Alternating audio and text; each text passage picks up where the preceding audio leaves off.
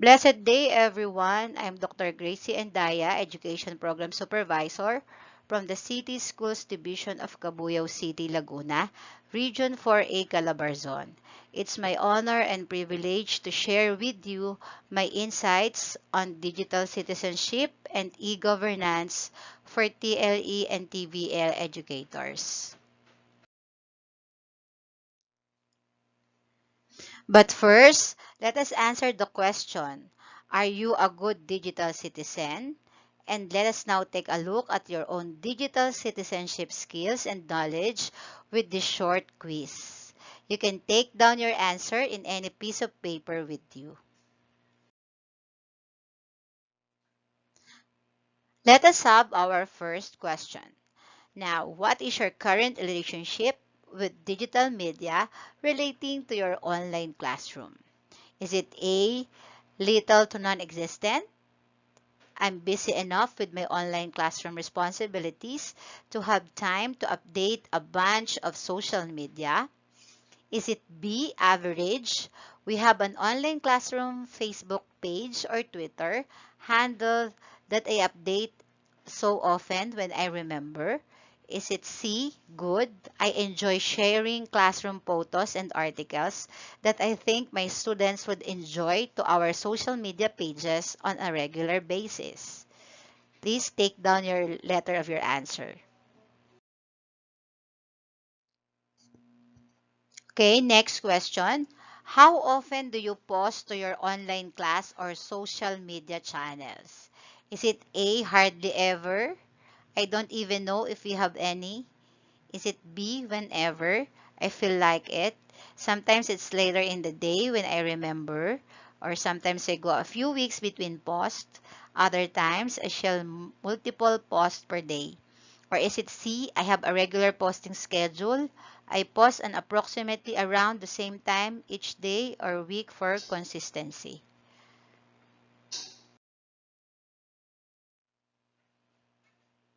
Okay, number three. Are you up on the latest social media trends and the apps? Is it A, sort of? I've heard of them, but I don't really use them myself. I don't know how my students keep eye with the constant changes. Is it B, mostly? I've got Facebook, Twitter, and or Instagram down, but beyond that it's a lot to figure out. Is it C? You bet. I wouldn't consider myself an expert in all things social media, but I do speak with my students about what's going on in the digital world to keep myself somewhat up to date. Write down the letter of your answer.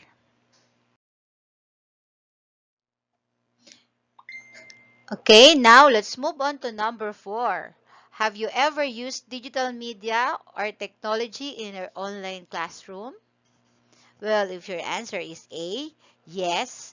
Well, if the overhead projector counts, is it B? Yes. I share and retweet my students' posts to our social media page, website, and Facebook page. I've also found some free classroom materials online or linked to our blog.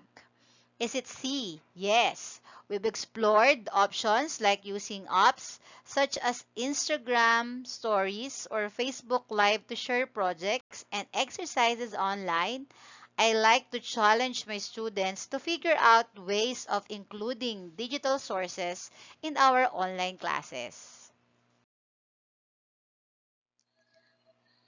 Okay, now let's move on to number five. How are your students using digital media in the online classroom? Is it A, I have no idea? My classroom is a phone-free zone. B, I have some idea. They're always on their phones, sometimes for useful reasons, other times to just chat with friends. Is it C, I'm on it? And my students use their devices for a variety of purposes, research, learning about new learning applications, and others. But if the devices are a distraction, they have to be put away. Okay, write down your answer. Okay, let's move on to number six. How did you use digital technology to publicize your last virtual class? A, sort of. I created a Facebook event and invited everyone on my friends list. B, mostly. I created a Facebook event and shared performance task photos and video clips to our social media channels every so often. C, you bet. I created a Facebook event, shared performance tasks, photos, and video clips on a regular basis throughout the process, and my students organized an Instagram takeover during Demo Fest week. Write down your answer.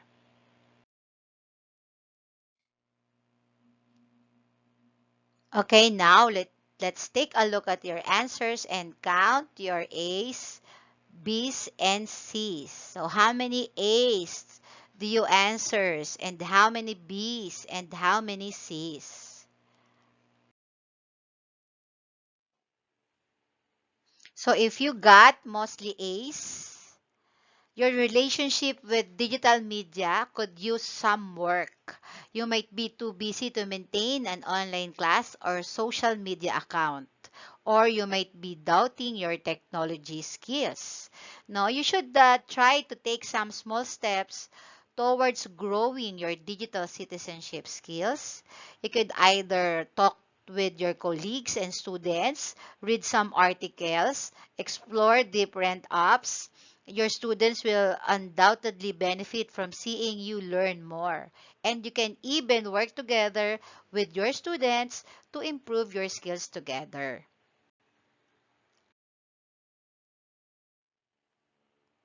But if you got mostly B's, you're on the right track. While you're certainly not a digital slouch, you could use some tips on using social media consistently, getting the most out of it, digital resources, or incorporating digital media into your online classroom. You should also try starting by asking your students how they use digital media and how they think it could be used in a digital classroom.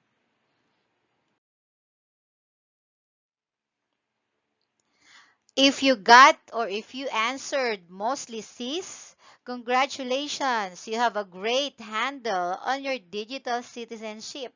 You're up to date on social media trends. You work to integrate technology into the digital classroom. And you have a healthy relationship with devices in the classroom. Your students are definitely learning a lot from you. Your useful and positive digital skills. Keep working to stay current on digital trends and keep up the great work.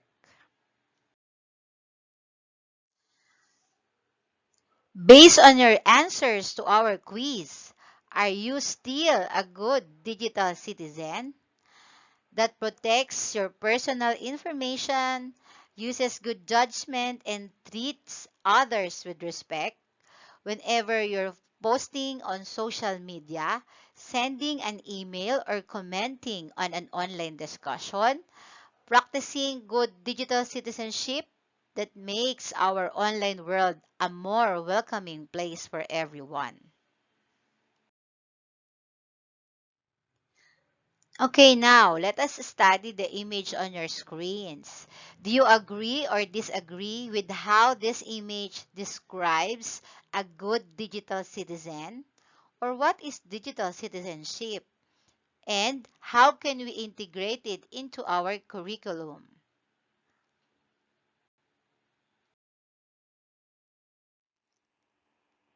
A digital citizen is a person who uses the internet regularly and effectively. A good digital citizen is one who knows what is right and wrong, exhibits intelligent technology behavior, and makes good choices when using technology. It is the ability to engage positively, critically, and competently in the digital environment, drawing on the skills of effective communication and creation to practice forms of social participation that are respectful of human rights and dignity through the responsible use of technology.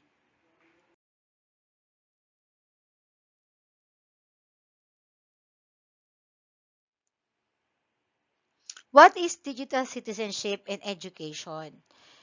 Teaching digital citizenship, it equips students with the knowledge, skills, and resources to succeed as lifetime partners. This also helps them learn to engage within a digital environment with responsibility and confidence, to develop as leaders who will leave meaningful impacts in the lives of others. A digital citizenship education is the empowerment of children through education or the acquisition of competencies for learning and active participation in the digital society. So this is the knowledge, skills, and understanding required for users to exercise and defend their democratic rights and responsibilities online, and to promote and protect human rights, democracy, and the rule of law in the cyberspace. So as its simplest level, it seeks to ensure that those who are not digital natives or do not have the opportunities to become digital citizens or digizens are not marginalized in the future society.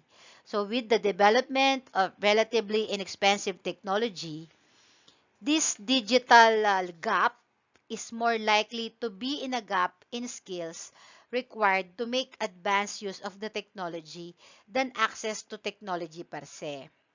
In number of countries, schools are introducing digital citizenship education to encourage young people to develop their online proficiency, engagement, and creativity, as well as an awareness of the legal implications of their online activity. Digital citizenship also represents a new dimension citizenship education that focuses on teaching students to work, live, and share in digital environments in a positive way.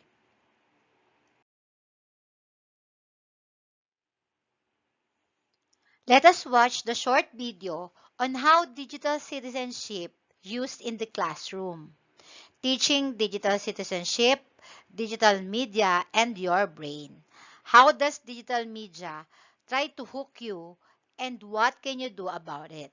Watch a digital citizenship lesson in action, and let us see how Shane Wells, 8th grade social studies and avid teacher at Mira Loma Middle School in California's Juriba Unified School District, teaches the digital media and your brain lesson from Common Sense Education. See how students explore how addictive design can make them feel addicted to their phones, apps, and games. Students identify ways digital tools can be designed differently using humane design and to add meaning and value to our lives.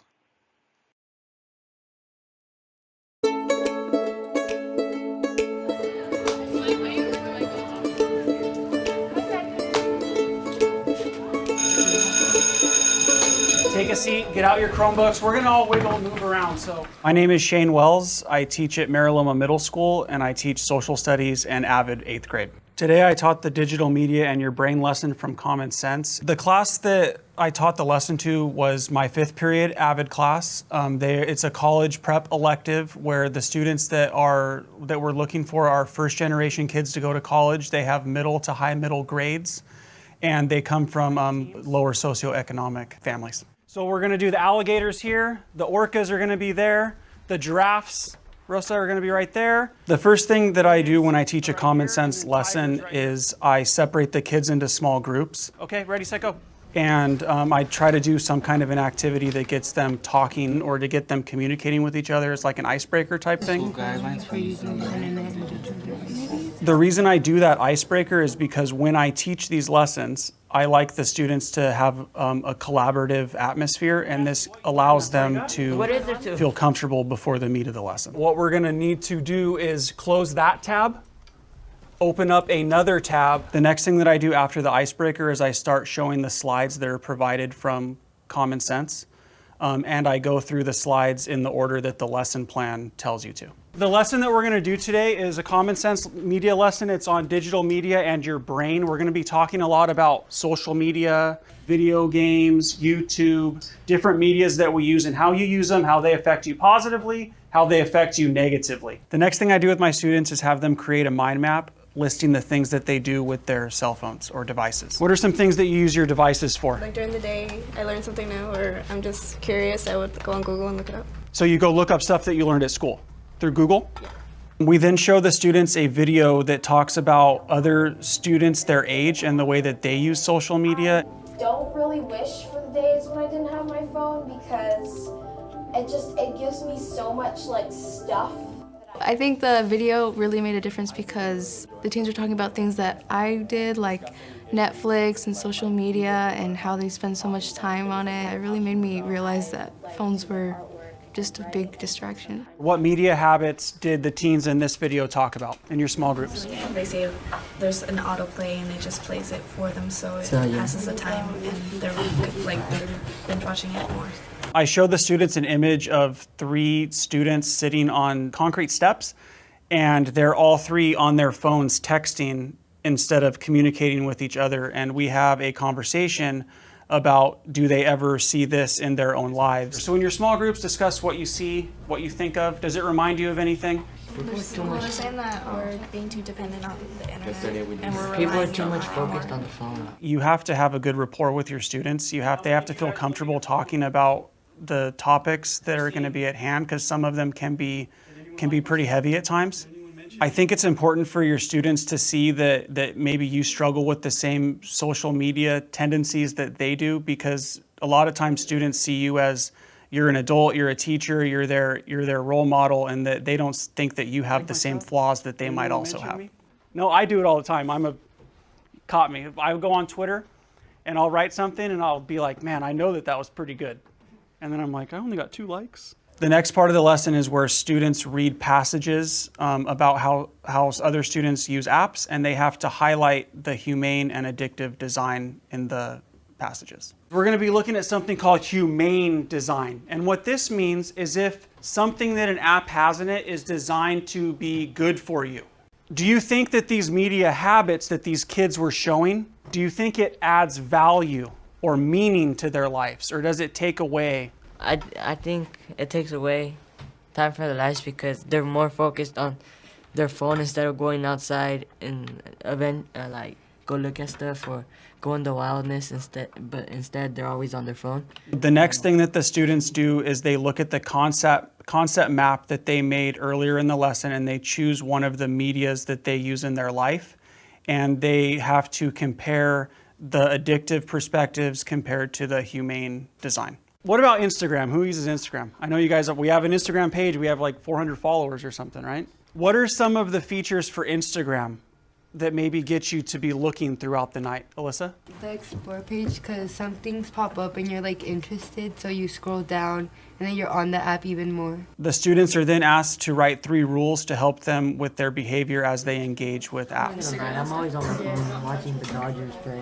or like the sports because I have the Fox Sports app. So it updates. Instead of doing that, you can play it on the living room and invite everyone to see it. Okay, Samantha, can you share with us what your group came out with? So, for example, when you're doing homework or something important, you could turn off your phone or even give it to someone else and then tell them to give it back to you when you're done doing something. Do you guys do that at all with your media, or do you tend to fall into that habit where you're trying to do both at the same time? The last thing students do in this lesson is they fill out a Google form that's a reflection and a survey about the lesson. I want you to think of your favorite social media or your favorite type of media. And I want you to fill out what are the good parts, what's the humane design, and what are the addictive aspects. And just have a little bit of a reflection time on what your own personal favorite is. And then we'll let you share out with your table partner. And then we're going to wrap it up. Well, this lesson taught me that it helps me create more self-awareness of what I watch and of how I should properly spend my time. It also helps me to realize that I should organize and prioritize my goals. My suggestion when teaching this lesson is to have fun, to let the kids discuss it, and just let the discussions dictate the way the lesson goes. What did you pick for your favorite media? Instagram. Instagram? It helped me look at how companies use social media as a way to like get you more hooked on your phone. Like on Snapchat, I'd always like see stories, and then after one story passes, like it will go to the next one automatically, which makes me spend even more time on my phone. Some of the things that we've done to make these digital citizenship lessons successful in class is to build a sense of community in the classroom. We've created an environment where the students feel safe, they feel comfortable talking to me, they feel comfortable talking to each other, they feel comfortable sharing.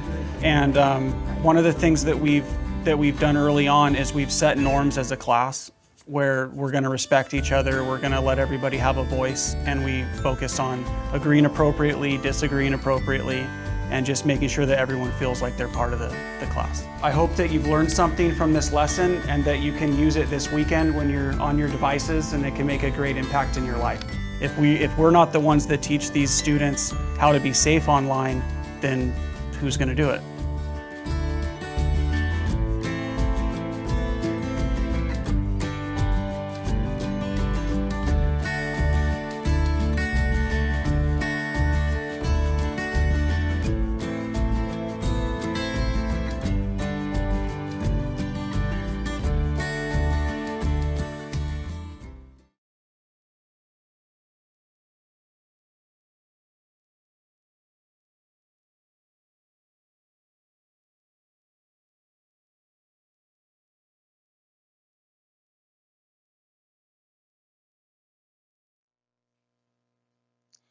Now, how can digital citizenship be embedded into your school's curriculum? Actually, there are so many ways to embed your school's curriculum on digital citizenship. One of the best ways to teach digital citizenship skills into your classroom is to be a role model through your approach to technology use, both school-based and public social media tools. It offers a great platform for role modeling. Now, let us find out what ways to make digital citizenship part of your everyday teaching. So, there are some tips for modeling responsible tech use and critical thinking. We often hear from educators who feel like they don't have the time to address digital citizenship in their classroom. With an already overloaded to-do list of annual teaching objectives, setting aside a week or even a day to focus on responsible technology use, let alone making time to plan those extra lessons, feels challenging, isn't it? Shouldn't these skills be taught in homeroom or by the media specialist during library time? Sure, many schools find integrating digital citizenship as a standalone program within those classes that works well and allows for clear and measurable implementation school-wide. However, digital citizenship skills don't have to be presented as targeted lessons. They can also be integrated into our everyday teaching.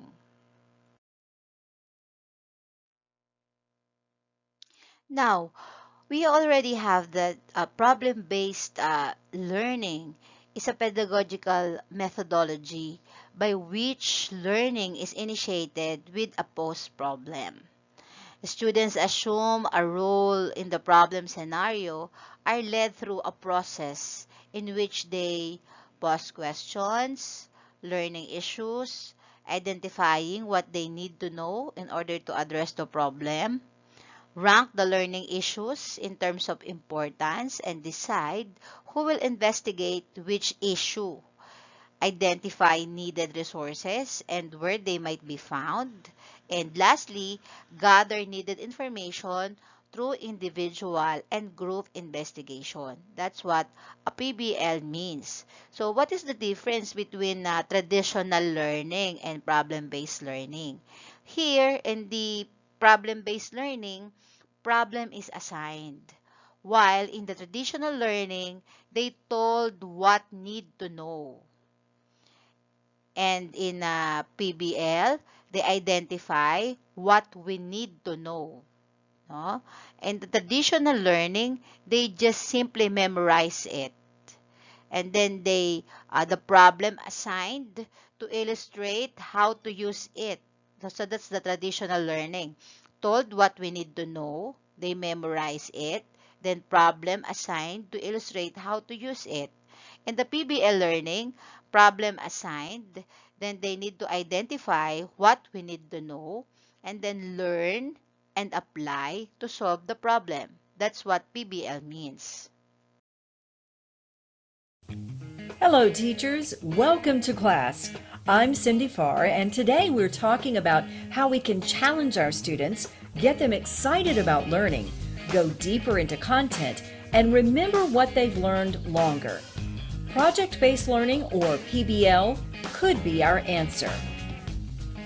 Research shows that PBL, compared with traditional teaching methods, does increase student engagement, deeper knowledge, and knowledge retention.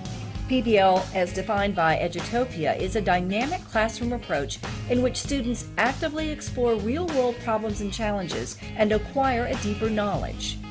PBL may sound new, but its roots go all the way back to the late 1600s. That's when the idea of teaching using projects emerged as an educational movement in architecture and engineering.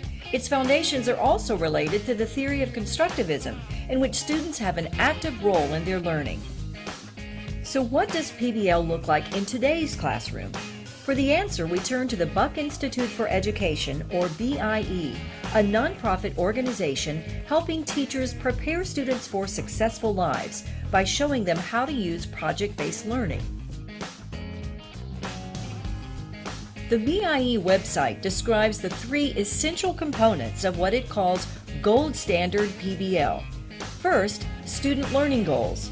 That includes knowledge of content standards and the ability to apply that knowledge to the real world using 21st century skills. The second component is essential project design elements, beginning with an engaging problem or driving question like, how can we improve our school recycling system to reduce waste?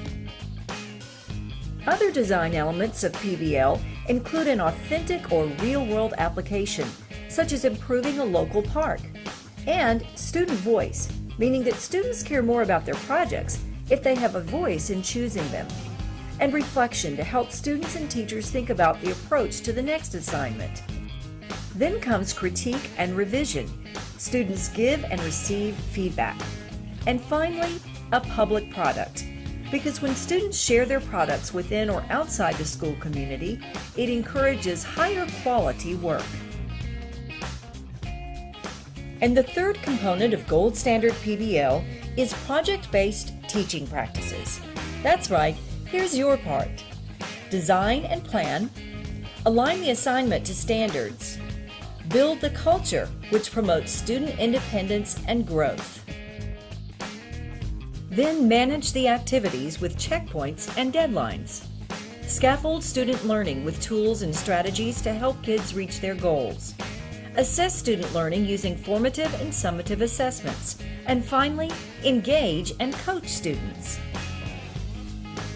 What we're really talking about is a transformation of the traditional classroom as the teacher changes roles from the often quoted sage on the stage to guide on the side.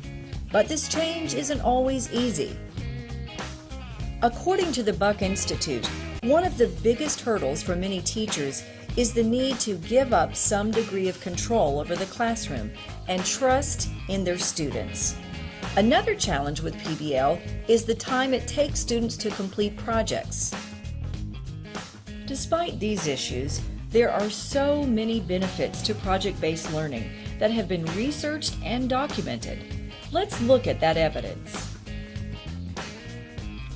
In a 2011 study, researchers determined that PBL had successfully exposed students to important workforce skills such as teamwork, managing conflicts, decision-making, and communication skills. In 2013, a study was conducted on the effect of PBL on the success of 6th graders in science class. and researchers found that group significantly outperformed the other students who learned with traditional teaching methods. In the article, The Cognitive Science Behind the Common Core, the authors discuss the close relationship between PBL and the Common Core emphasis on deeper understanding, higher order thinking skills, and real-world application. The authors say those benefits of PBL are well documented and that it may also be an effective instructional tool to narrow the achievement gap for low-performing students.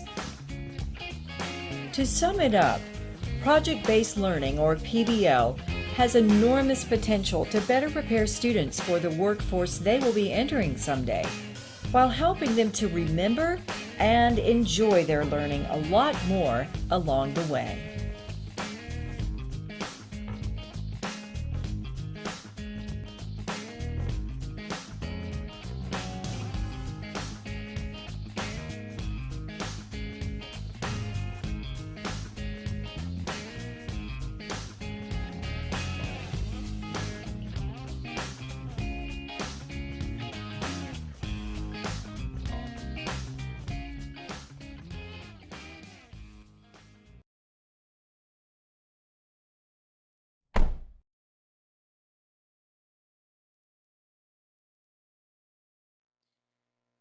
Now, in tips for modeling responsible tech use and critical thinking, in addition, try introducing students to search strategy to support research across all content areas. What are these search strategy? So S stands for select. So we select research questions and search tools. Have one or more questions that get to you to the core of what you want to find out in your search. Also, choose search engines and tools most relevant to what you're looking for. Then we have to extract. Letter E, extract keywords and terms. You can find effective keywords by highlighting the key terms from your research questions. Then third, A, apply. Apply search strategies such as adding quotation marks or a minus sign or specifying the type of information you need. Then run. Run your search. Run a search on the terms you've chosen and review the results. Remember, you should check out multiple sources. Then the CH stands for chart. Chart your search. Avoid repeating work you've already done by jotting down what you've searched for and where you've searched for it.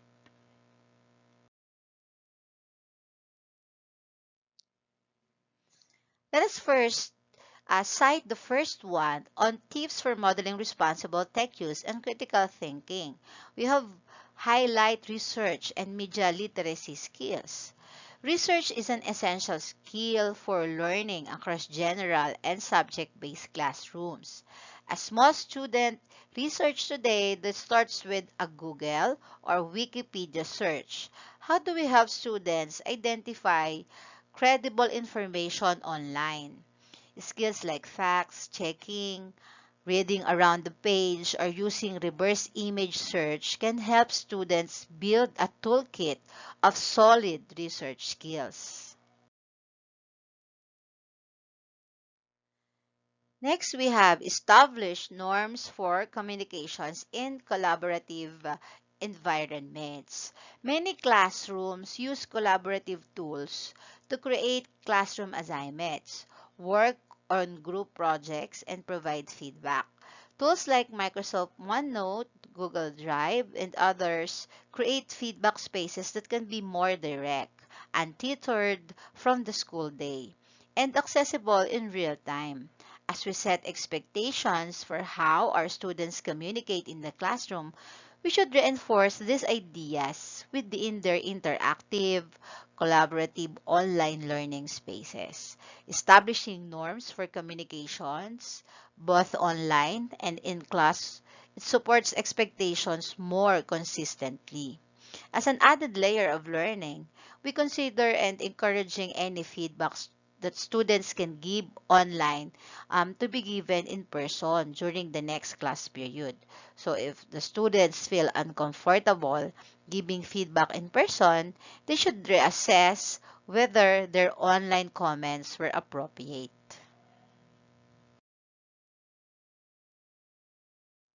Next, we have the last for tips for modeling responsible tech use and critical thinking. We have to model digital citizenship on social media.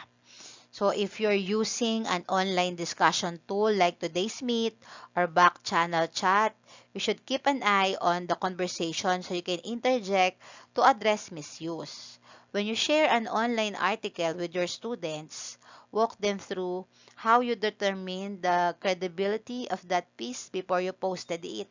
So for educators looking to explore how students might use open social media platforms for learning, we consider setting up an approval process for tweets, snaps, and general posts through a collaborative online document.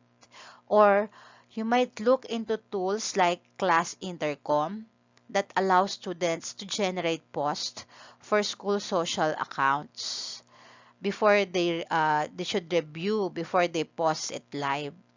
No, modeling these practices consistently can help set a new norm for how our school communities use social media tools. Addressing this digital citizenship in a standalone curriculum or set a lesson is great, but it may not be possible for many educators. By keeping these skills at the top of your mind and weaving them into your everyday instructions, you can make digital citizenship part of the classroom culture and help students establish better habits in school and in their home.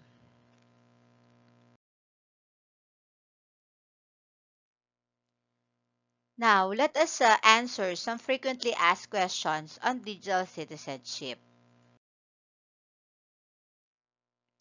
Now, who are the digital natives?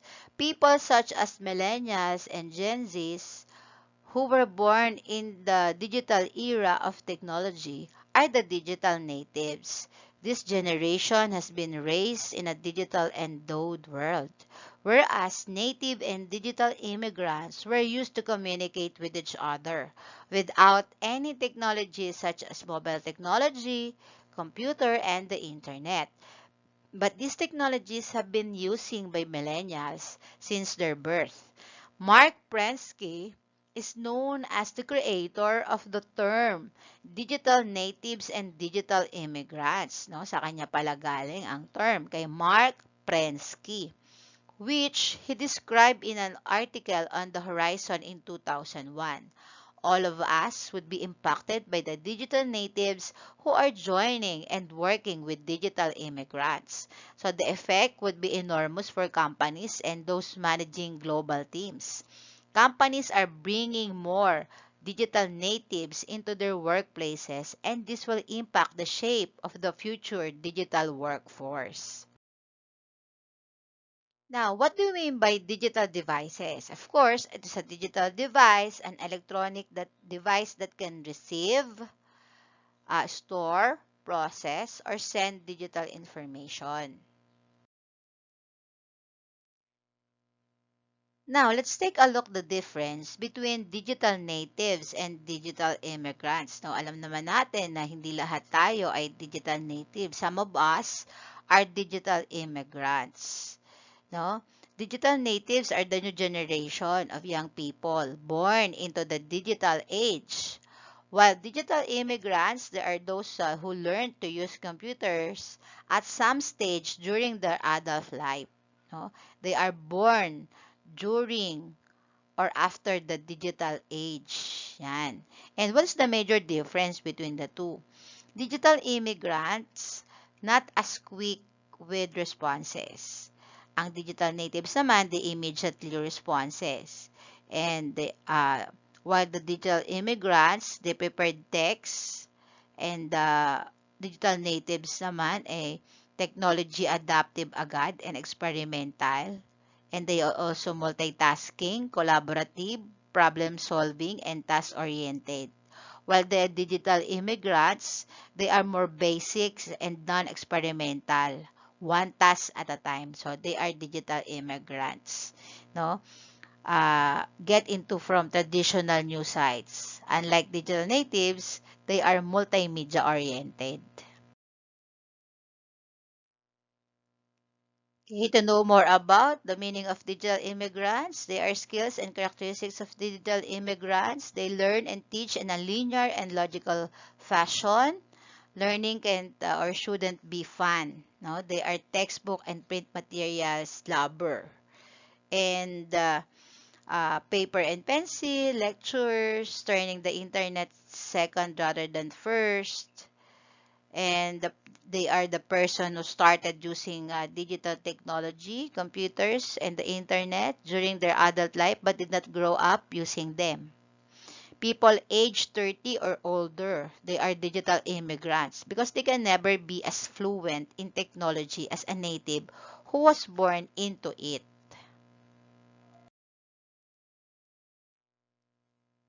Now, let us find out how do digital natives see the world today. So, digital natives see everyone on the equal level and are not dividing the world into hierarchies. They view the world horizontally because of interacting with technology. Digital natives, they think and process information fundamentally differently. That's according to Mark Prensky, to digital immigrants. How do digital natives learn? So for digital natives, though learning is triggered by the need to know rather than the need to certify, they're simply collaborative and connected. They can get in touch with anyone and everyone right from their phones. And digital natives thrive on instant gratification and frequent rewards, preferring games over reading. But you might even think, what comes after these digital natives or what comes after Generation Z? So we say hi to the Alphas. Generation Z, often referred to as a digital natives or the I generation. It is the cohort that comes after Generation Y, also known as the millennials, while the Gen Z starts from around 1997 till 2012, which means they are currently somewhere between 9 and 25 years old. No? Now, ano naman tong Gen Z? After Gen Z, ano namang susunod? So, sabi dito, the alphabet ends after Z. So then, what comes next? Generation Alpha. As it turns out, an idea that first came from award-winning social researcher and best-selling author si Mark McCrindle. What is Generation Alpha? According to McCrindle, everyone born between 2011 and 2025 falls into the Alpha category. No? From 2011 and to 2025, they are falls into the Alpha category. The fun fact, by 2025, Generation Alpha is expected to be the wealthiest, most educated, and technologically literate generation in history. O, di ba? Sila daw yung pinakamayaman. And technologically literate, yung mga Generation Alpha. Now, what are the characteristics of this Generation Alpha? Despite the fact that members of Generation Alpha are still very young, the oldest Alphas currently being only 9 years old, we already know certain elements that characterize this age group. No? They are immersed in technology. Yes, Generation Z is tech savvy, but Alphas would spend the biggest part of their formative years totally immersed in technology. As millennial children, many Alphas would already have a digital footprint. Before they even know what that means, they think, for instance, of celebrity children like the British Prince George, who already has an Instagram account, managed by his parents, or probably his parents in social media team. They learn also differently.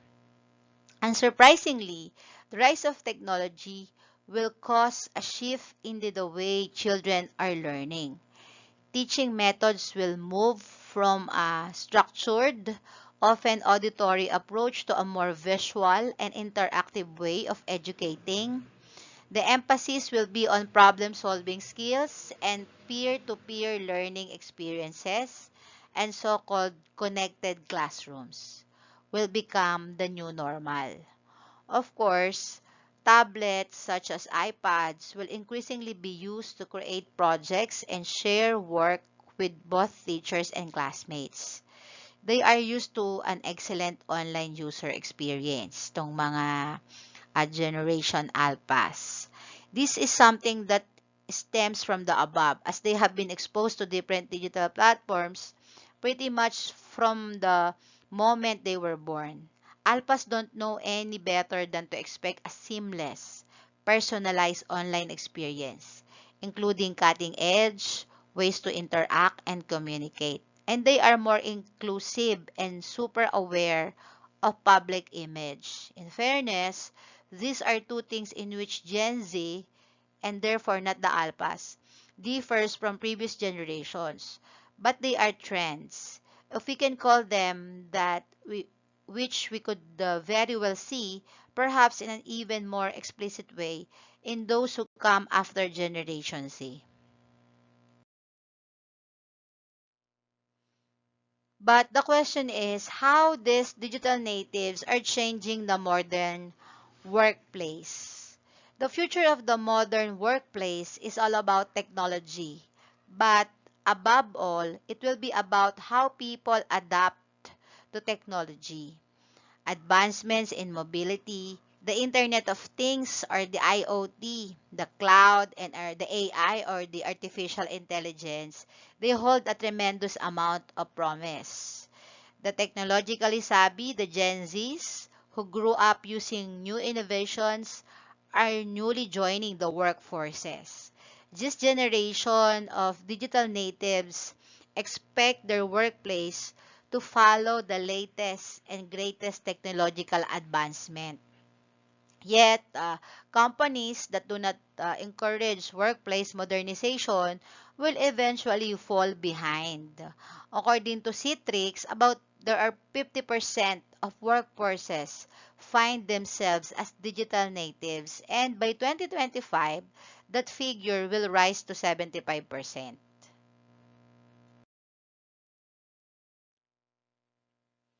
What do these digital natives want from work? No, it's not only cultural cohesion that is crucial for millennials. It's also important to believe that the values of their company match with their own beliefs. Research from LinkedIn found that 86% of millennials will take a pay cut to work in a company that holds the same values as their own, compared to only 9% of younger generations. Yet, aligning the values of the corporate as well as the employees is just one challenge that the HR faces.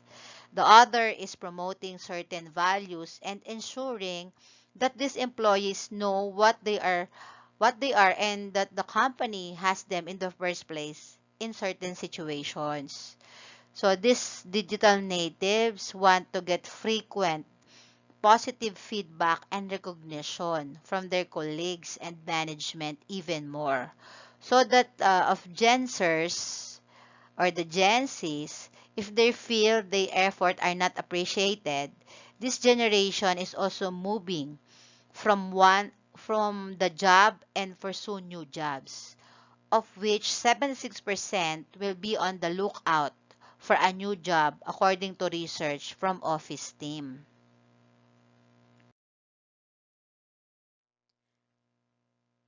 Now, here are four ways in which digital natives are changing the modern workplace. We have the move to the cloud. So, digital natives were eager to adopt cloud-based technologies and suggest moving from traditional on-site technology to subscription-based cloud models for their companies. Digitally educated people have been using technology for many years by storing music, images, and data in the cloud. So therefore, it will follow that their work is stored in the cloud as well. Although moving to the cloud is definitely easier said than done. If companies continue to use outdated technology, they will face employee turnover and low productivity. So moving to the cloud is necessary for the companies with a vision of the future. Next, we have emphasize on mobile technologies. So the ability to connect to the cloud and mobile devices has made it easier for employees to do their work. No, digital natives find new ways to communicate with their work for better teamwork and more efficient communication path. The workplace no longer represents a location. Before, employees worked in their office from 9 to 5 and then left the office after 8 hours of work. Those days are gone now.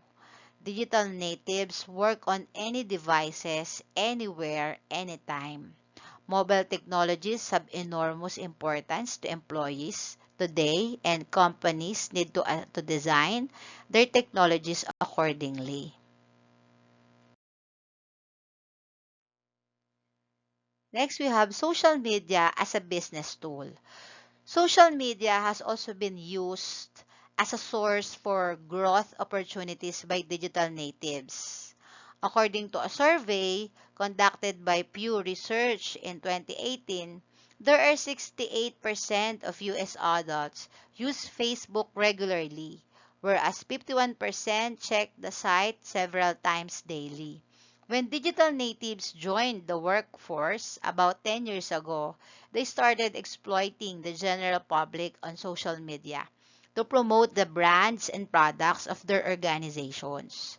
Today, if a company does not develop a strong presence in social media, they will risk losing out on a huge opportunity.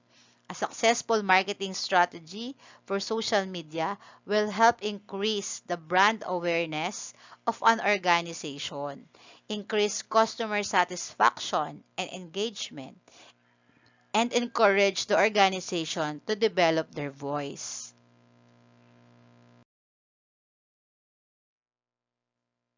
Next, we have operating with agility. Young people are bringing change to the workplace as they put their work with a new viewpoint and mindset.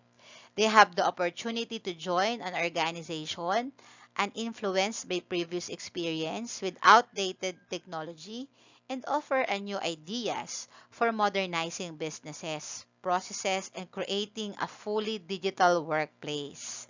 Today, many employees are following the examples of their co-workers. 97% of workers says that they are likely to use new digital technology tools.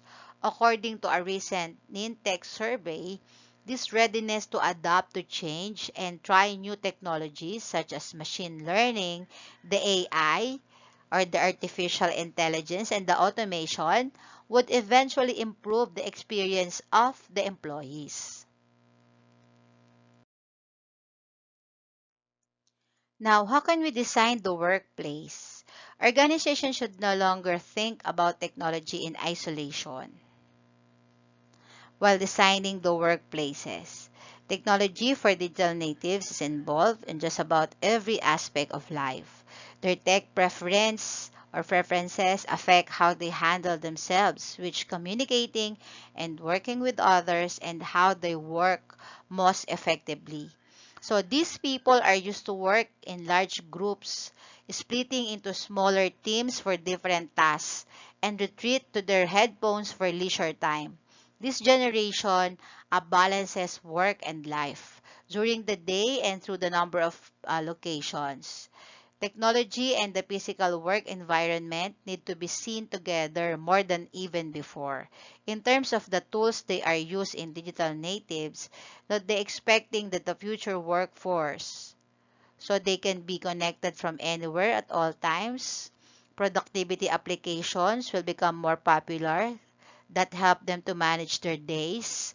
Talking about upgrading or rolling out new technologies, the smooth implementation of technology that needs to be at the forefront of decision makers' minds.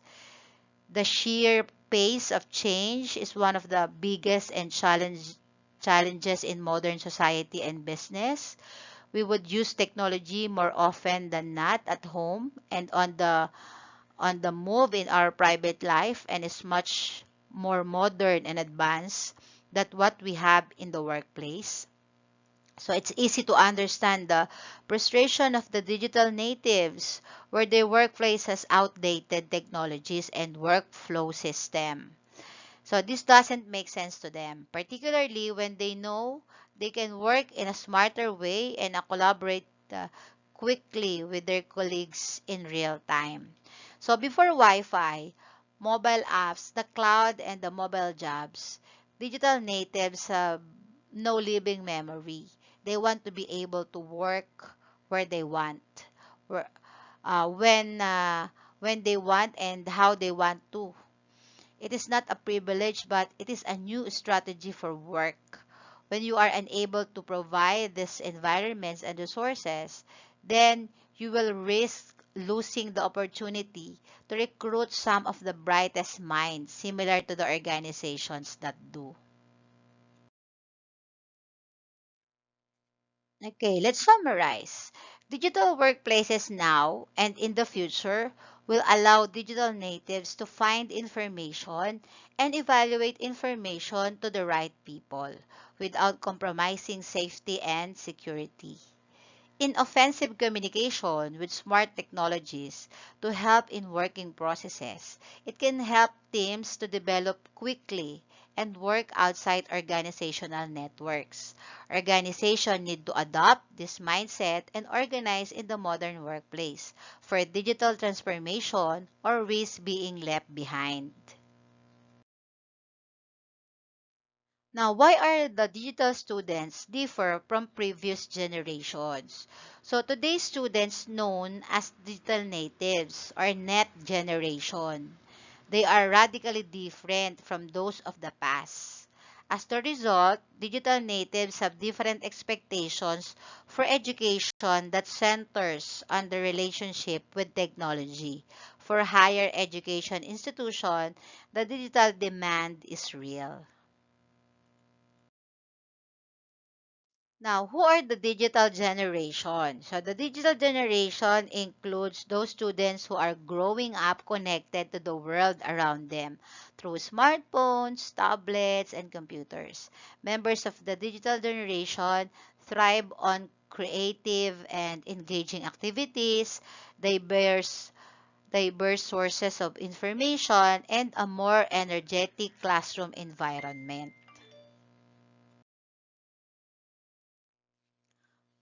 What is digital learning examples? So, digital technologies are electronic tools, systems, devices, and resources that generate, store, or process data.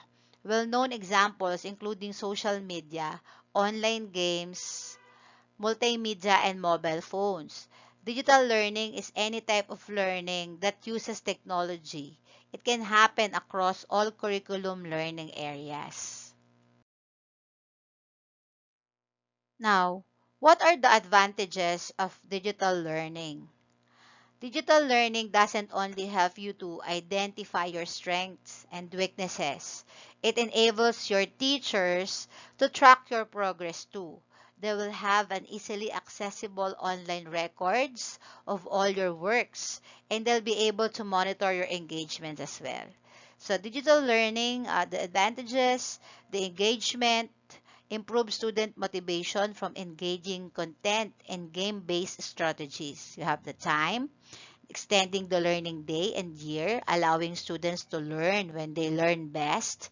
We have the location, anywhere, anytime. Learning creates a new world of opportunity.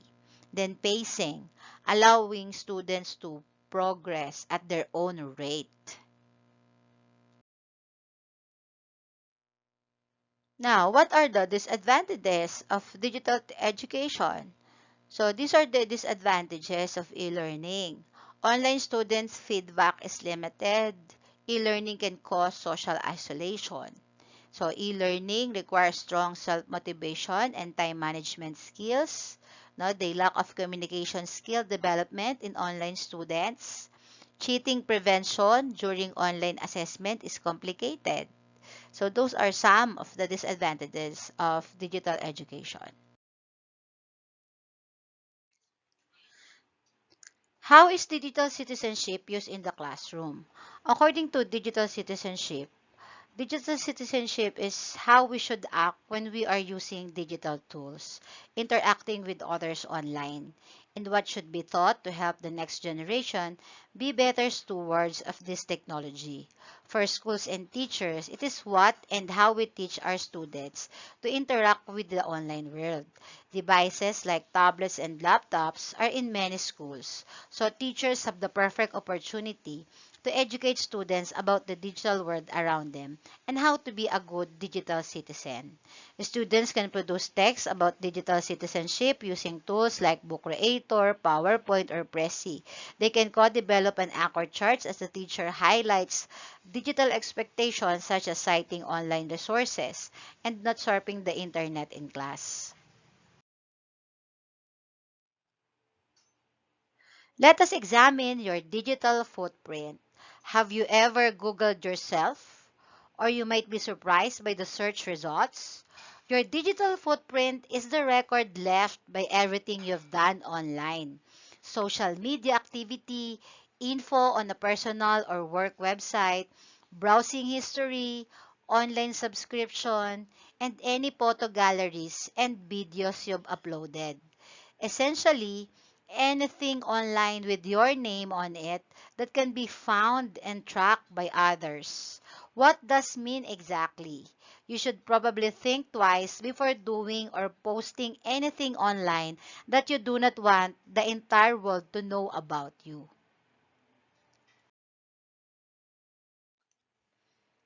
Now, let us find out what are the things to consider to reduce your digital footprints. Okay, first we have Google yourself. First of all, try entering your full name on a few different search engines and social media sites, and make a note of any results that aren't particularly favorable. If you wouldn't be happy for a potential employer or a relative to see one of the results, contact the site administrator and ask for it to be taken down.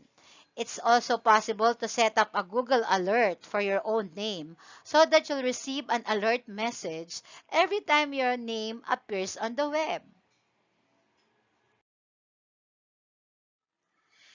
Okay, next, you should check your privacy settings. While social media sites like Facebook and Twitter can be great tools for networking, it's important to be aware that anything that is shared on your profile can be redistributed without your consent and also viewed by anyone, including your potential employer. To make sure that only people you know and trust are granted access to your page, change your privacy settings and make sure that your social media profiles are a great representation of your own personal brand. Next, you should create a strong passwords. Every time you create a password, make sure that it uses a combination of letters, both upper and lower case, numbers and symbols. And don't just use the same passwords for every website. Your passwords shouldn't be related to your name, birthday, or the names of close friend or family. And remember, never reveal your password to anyone. Next, you should log out or deactivate. After you finish using a website, make sure to log out, especially if you're using a shared computer. And on that note, if you've decided you don't want to use a website or an app anymore, always delete or deactivate your account rather than just close the site or delete the app. Or you'll still be visible to other users. It is also a good idea to add deactivate old email addresses that you no longer use. Next, we have you should read the TNCs or the terms and conditions. This one's a long shot, we know. But if you're really serious about reducing your digital footprint, you should always read the terms and conditions to make sure that you're clued up on how that particular company will protect and share your information. Next, we have to opt out. Don't tick the box to opt in to third-party communications. In fact, try to tick as few boxes as possible if you want to reduce your digital footprint. If you have opted to something and change your mind, simply unsubscribe or opt out. The EU General Data Protection Regulation or the GDPR now regulates data privacy online and allows you to the right to be forgotten from communications or to have your data removed. Next, you should use false data. If you don't want to give away personal data on a particular websites, then don't. Particularly if you are unsure about a website you are signing up to. Simply fake it and create false information, such as a slightly different phone number, email address, or date of birth. There are some internet extensions or plugins out there that create digital noise for you, leaving misleading and meaningless footprints on the web, weakening your real data and making it harder for an algorithm to understand your footprint, and ultimately reducing the opportunity for brands to manipulate you to make purchasing or other decisions online. Next, we should be cautious before you click. If it looks like a spam, it probably is a spam. Think twice before you click on a link, even if it has been sent by a friend. They may have been hacked. Clickbait is common in today's digital society. Don't be fooled by the surveys you see pop up on Facebook, even if it just looks like a bit of fun. Remember that someone is collecting data about you from the way you answer. Next, we should clear your cookies. Cookies are small bits of data created by websites. They're what allows a site to keep track of your online behavior and customize your experience on the site based upon how you use it. If you want to make sure that you're browsing without leaving a trail of data, delete your cookies. This will clear your data or your user data and prevent sites from re-advertising products to you and tracking your behavior between sites. Unfortunately, deleting your cookies each time you browse the internet will mean that you'll also have to re-enter your username and password every time you visit a website. If that's sounding like it's going to be a headache, you can always take advantage of using a private browsing mode. Okay, next, you should think twice about what you post. What you post online can easily be erased. Every status like retweet and snapshot we send becomes part of our online record. So it's a vital to ensure that everything you're sending conveys a positive message. Before you post something online, think twice about whether it's something you would be happy to share with future employers, family members, or clients. The same applies for posting compromising photos of your friends. If you know that you'd be embarrassed by something you're about to upload, then don't do it to someone else. And finally, make sure that your footprint is positive. All this talk of data tracking and information sharing is sounding a bit dark, isn't it? Well, panic not, because there is such a thing as a positive digital footprint. And if your name is going to be out there, why not use your digital footprint to create a favorable personal profile? Think blog posts, fundraising pages, or even sharing articles on a subject you're interested in. There are exactly the kinds of things that graduate employers would be impressed by when they search your name online. Check out the top ways you can boost your LinkedIn profile. Your digital footprint can reveal a lot about your behavior, interests, and personality. And if you're on the hunt of graduate jobs, it's especially important to consider what's saying about you. So once you've followed our steps to cleaning up your digital footprint, remember that what you put out there is permanent, and make sure that you've always leave a positive impression online.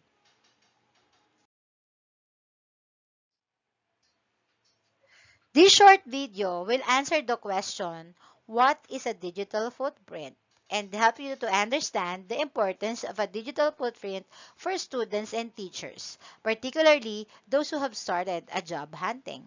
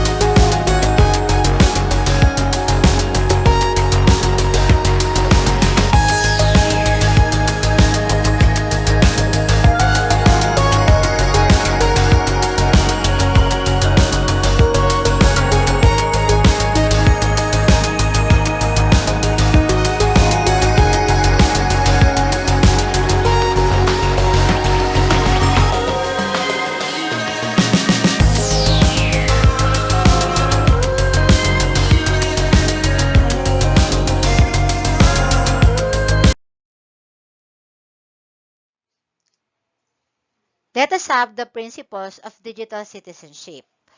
Digital citizenship is utilized to define ways to appropriately and responsibly use technology. There are three key principles and 9 elements to developing this behavior. First, we have the respect. Under respect, we have the access, etiquette, and law. Second, educate. Under this, we have the literacy, commerce, and communication. And three, protect. We have the rights and responsibilities, health and wellness, and security. So we have the reps, or the respect, educate, and protect.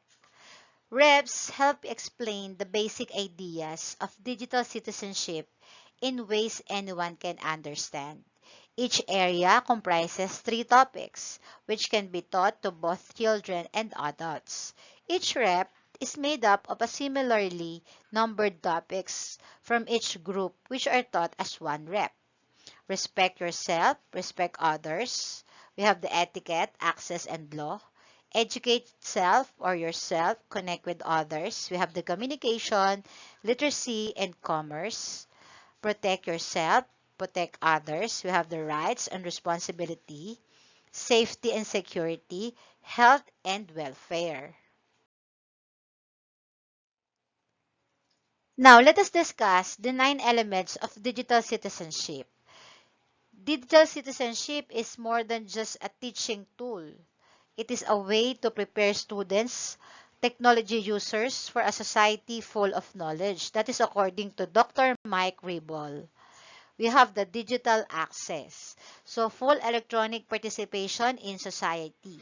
No, when we say digital access, access to technology is very essential to digital citizenship. Due to socioeconomic status and location limitations, many students are left without digital access. Digital education or education centers are prioritizing the importance of providing internet connectivity, computers, and digital programs to close this gap. Next, we have digital etiquette. Digital etiquette is the expectation of how someone should behave depending on the medium. Some mediums require more appropriate behavior compared to others, like LinkedIn. Etiquette also electronic standards of conduct or procedure. And next, we have the digital law, electronic responsibility for actions and deeds. No, this digital law is enforcing website regulations.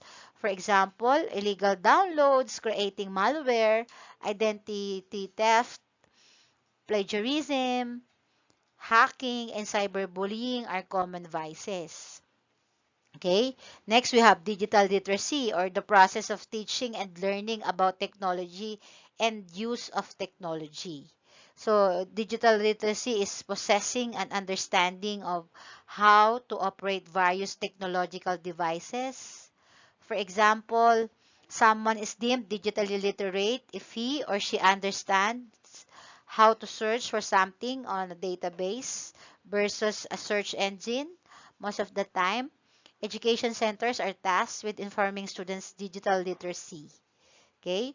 Next, we have the digital commerce, or electronic buying and selling of goods.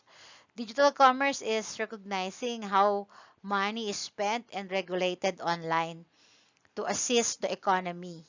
It also involves understanding the benefits and dangers of buying online, like the use of credit cards. No? Next, we have the digital communication. So, digital communication is electronic exchange of information. Online communication can be broad. This element helps users understand various online communication channels such as email, social media, instant messaging, communication apps, and more. Each medium is associated with the standard etiquette. Okay? Next, we have the digital rights and digital responsibilities. Those freedoms extended to everyone in a digital world. Digital rights and responsibilities involves the rights of digital citizens to possess privacy and practice freedom of speech. Next, we have the digital health and wellness. So, physical and psychological well-being in a digital technology world. Online users must be aware of what their bodies are subjected to when using the internet. They must learn to balance their time online. Otherwise, students may encounter problems such as eye strain, stress, headaches, and others. Okay, we have the last, the digital security. Digital citizenship is about taking the necessary internet safety measures by incorporating secure passwords for accounts, backing up data, various protections, and everything.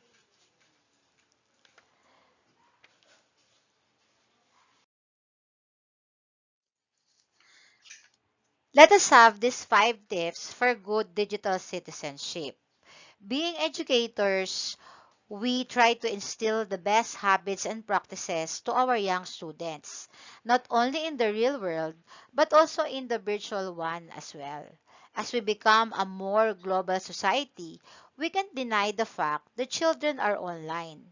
According to a 2015 study published by the Pew Research Center, there are over 71% of our students have at least one social media site. Let's talk about some habits that our students or ourselves should take when traversing the internet. First, we have the golden rule or remember the golden rule. I remember my junior high school, school assistant principal always saying, treat people the way you want to be treated or have a member of your family treated.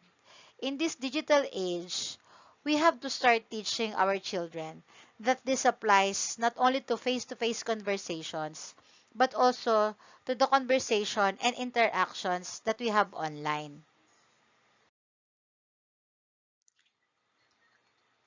Next, we have keep private information private.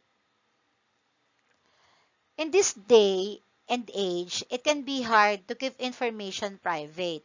Be careful on who and how you give away information. Information that is shared not only has effects on the persons, it's about what also their family and friends and yourself.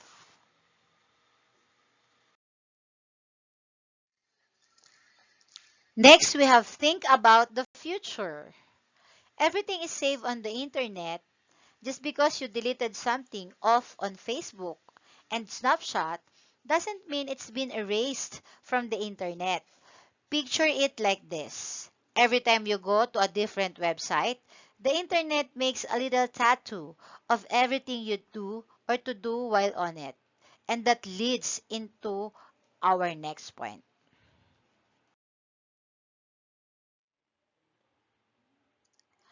Be mindful of your brand. When we think about brands, we think about clothing, and sometimes clothing companies have issues or concerns that they are truly passionate about. But the way they reach their audience is by having a clear, well delivered message. You too are a brand.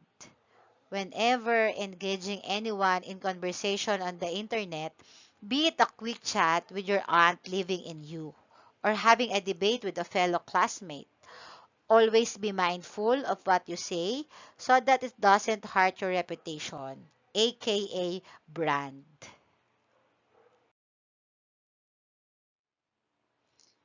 We have the last and final tips. Be yourself. At the end of the day, the only thing we can be is ourselves. If you're into posting funny videos as I am, keep in mind that you do have an audience much bigger than what you thought. Even though we are taught as children not to judge a book by its cover, friends and family and even future employers will look at it because the World Wide Web isn't just an open source of information. It also makes your life an open book. By the next slide, we will learn about the e-governance.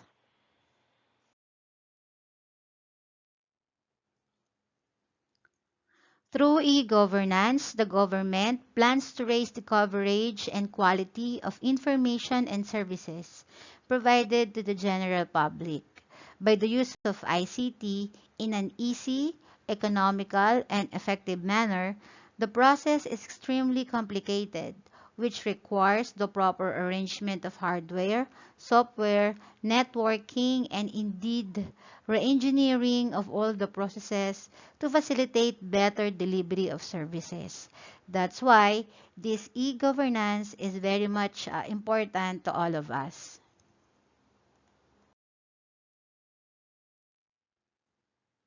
E-governance also expands to electronic governance. It is the integration of information and communication technology in all the processes, with the aim of enhancing government ability to address the needs of the general public. The basic purpose of e-governance is just to simplify processes for all. For example, the government, their citizens, their businesses, and everything at the national, state, and local levels. In short, it is the use of electronic means to promote good governance, e-leadership. It also connotes the implementation of ICT or information technology in the government processes and functions so as to cause a simple, moral, accountable, and transparent governance. It also entails the access and delivery of government services, dissemination of information, communication in a quick and efficient manner.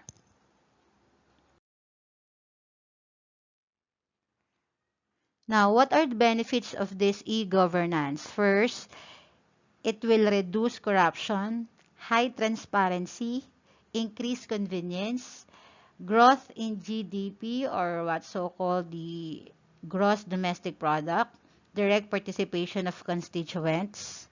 We have reduction in overall costs, expanded reach of government. And we also have these types of interaction in e-governance. We have the G2G or the government-to-government interaction. So this G2G, when the exchange of information and services is within the periphery of the government, is termed as G2G interaction. So this can be both horizontal, for example, among various government entities, and vertical between national, state, and local government entities and within different levels of the entity. And we also have this G2C or the government to citizens. So the interaction here amidst the government and general public is G2C interaction. Here, an interface is set up between the government and the citizens, which enables citizens to get access to a wide variety of public services. The citizens has the freedom to share their views and grievances on government policies anytime and anywhere. So on the third, we have the government to business or the G2B. So G2B, government to business. In this case, the e-governance helps the business class to interact with the government seamlessly. It aims at eliminating red tapeism, so saving time, costs, and establish transparency in the business environment while interacting with the government. And last, we have this G2E or the government to employees. So the government of any country is the biggest employer. And so it also deals with the employees on a regular basis. As other employers do, the ICT helps in making the interaction between government and the employees fast and efficient, along with raising their level of satisfaction by providing prerequisites and add-ons benefits. So this e-governance also can only be possible if the government is ready for it. It is not a one-day task. And so the government has to make plans and implement them before switching to it. Some of the measures include investment in telecommunication, infrastructure, budget resources, ensure security, monitor assessment, internet connectivity speed, promote awareness among public regarding the importance, support from all government and departments, and so forth.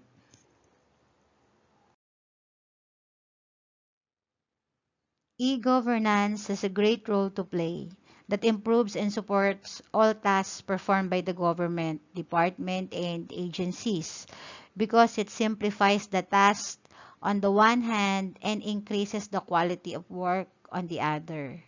That's why it's very important. Now, education governance in educational institutions has also a large impact on student and teacher success by defining and regulating relationships both within schools as well as between schools and the outside agencies. Institutional rules and policies determine also how are we educators train and operate, and ultimately determines how students learn. The governance of educational institutions like INSEPA or Center for Educational Policy Analysis, researchers examine how the various aspects of educational governance impact the organization, operations, and outcomes of different educational system.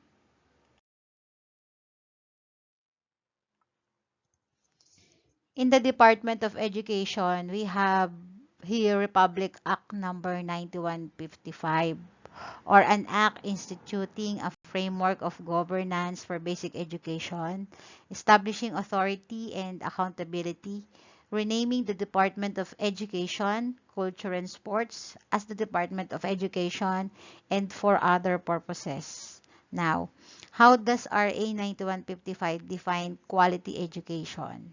So it shall be the goal of basic education to provide them with the skills, knowledge, and values.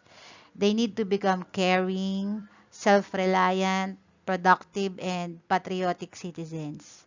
The state shall encourage local initiatives for improving the quality of basic education. And what are the principles of governance of basic education? Simply, the basic principles of good school-based governance, collective participation, accountability, transparency, integrity. So are the spirit of SBM and crucial to the smooth operation of Incorporated Management Committee.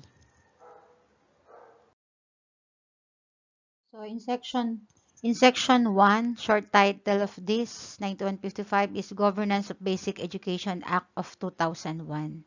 So RA 9155, also known as the Governance of Basic Education Act of 2001. It provides the overall framework for principal empowerment by strengthening principal and leadership goals and local school-based management within the context of transparency and local accountability. Now, how does RA 9155 discuss the roles and responsibilities and accountabilities of school heads as enumerated in the Republic Act? So, as we all know, the school head has an authority, accountability, and responsibility to lead the national educational policies, plans, and standards. Since the principal leads the school, he or she is empowered and has an authority to make decisions that would result in the achievement of instructional goals.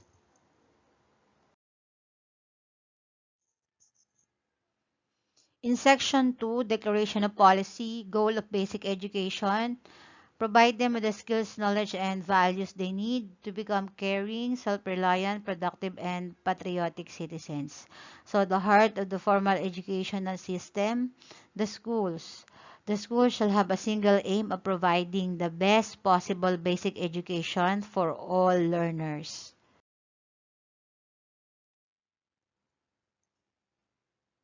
It also declared the policy of the state to protect and promote the right of all citizens to quality basic education, such education accessible to all, a free and compulsory education in the elementary level, free education in the high school level, the ALS, the alternative learning system for out-of-school youth and adult learners.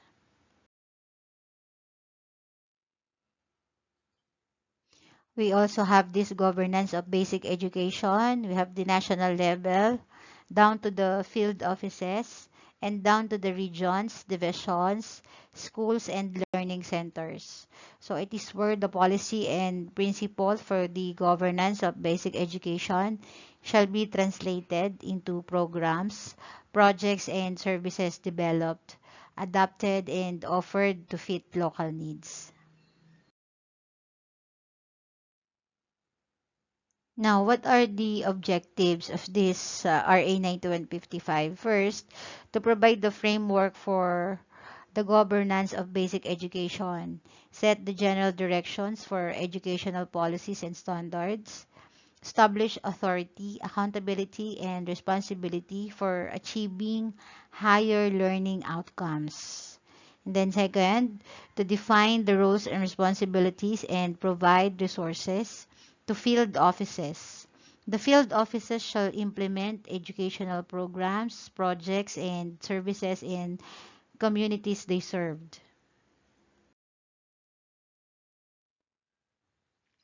Third, we have to make schools and learning centers the most important vehicle. Teaching and learning of national values, developing love of country, and pride in its rich heritage. Fourth, to ensure that schools and learning centers receive the kind of focused attention they deserve. Educational programs, projects, and services take into account the interests of all members of the community.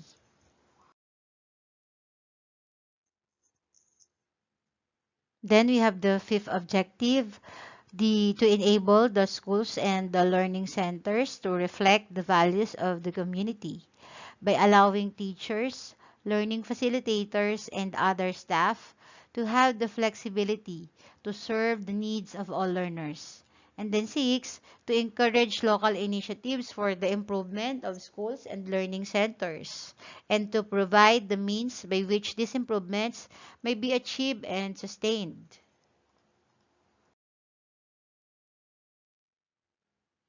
On the last objective of RA 9155, we have to establish schools and learning centers as facilities where school children are able to learn a range of core competencies prescribed for elementary and high school education programs. The out-of-school youth and adult learners are provided alternative learning programs and receive accreditation for at least the equivalent of a high school education.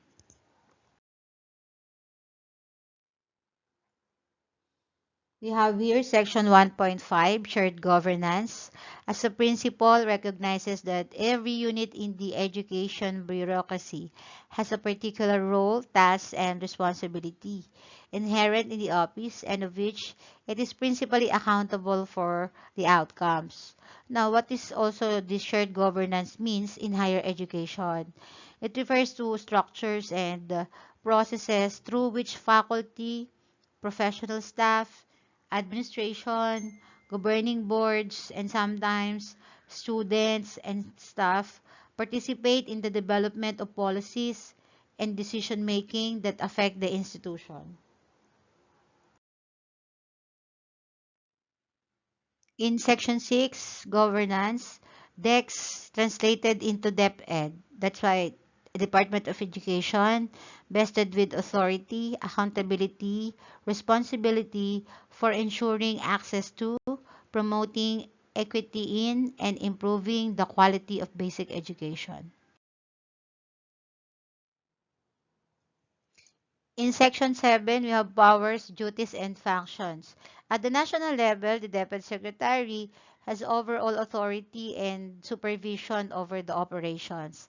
Deputy Secretary shall be assisted by 4 USECs, not more than 4 ASEC, at least 1 USEC and 1 ASEC, who shall be career executive service officers in the department. And then in the regional level, the director has an assistant director and an office staff for program, promotion and support, planning, administrative and fiscal services, approving the establishments of public and private elementary in high schools and learning centers, and performing such other functions as may be assigned by proper authorities, information system of the region. In the division level, we have the SDS, at least one ASDS and office staff for programs, promotion, planning, administrative, fiscal, legal, ancillary, and other support. Supervising the operations of all public and private elementary, secondary, and integrated schools and learning centers, and performing such other functions as may be assigned by proper authorities, Assistant Division Superintendent.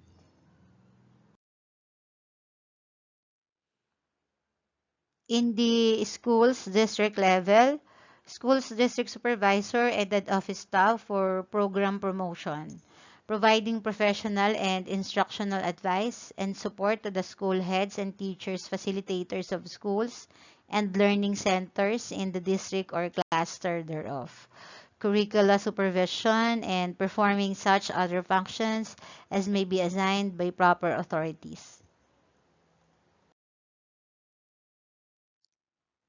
In the school level, the school head, both an instructional leader and administrative manager, performing such other functions as may be assigned by proper authorities, teachers, learning facilitators, competencies, improving and expanding school facilities, and providing instructional materials and equipment and outcomes.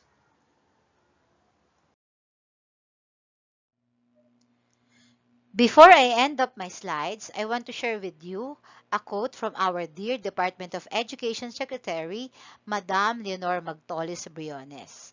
She said that we educators must always strive for lifelong learning. We need to be constantly educated, and we must always strive to possess mastery in our fields.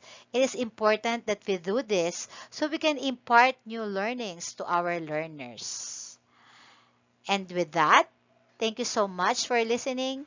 And I hope you could learn something new in my discussions.